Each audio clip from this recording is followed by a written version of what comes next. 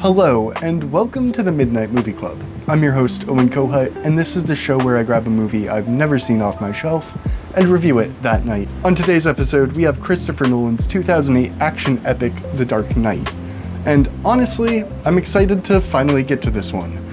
I have heard nothing but absolute praise for Heath Ledger's final performance as the Joker, and I'm excited to get to analyze it and finally form an opinion on it that's my own. With that being said, it's also a Batman movie, and I've liked all the Nolan movies I've seen so far, so maybe a win-win? I don't know. I guess only time will tell.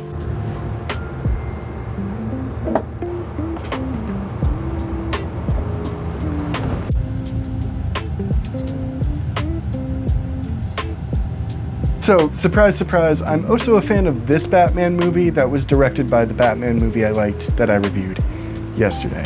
Big shocker, I know, but honestly, this movie takes everything I love about Batman Begins and cranks it up to 11. The stunt work, cinematography, and the enhanced IMAX sequences are fantastic, I have to admit. And it does genuinely feel like it took the world that Nolan built in the first film and grew it. The Joker is an interesting character here, not just because he is the antagonist to Batman, but because he is the antithesis. We don't know too much about this Joker's backstory, and honestly, I think that's a bit for the better. He is, and always has been, just one day away from becoming the Clown Prince of Gotham. And it feels like Nolan really respected that aspect of his character. A character that is taken to the extremes by Heath Ledger, and this guy was genuinely terrifying.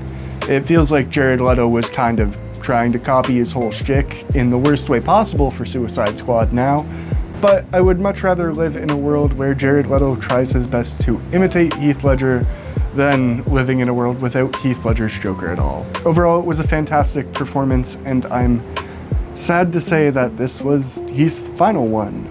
But honestly, I think this is going to be a much shorter review because it is genuinely just everything I loved about Batman Begins taken up to a different level and just tweaked a little bit. I thought Harvey Dent was particularly interesting, especially how the Joker was integral to making Harvey Dent.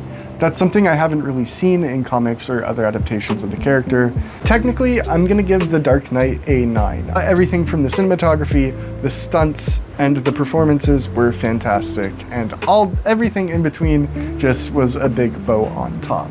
And from an enjoyment scale, it's also gonna be a 9. I don't think it's my favorite Batman movie, but I can definitely respect why people enjoy it as much as they do.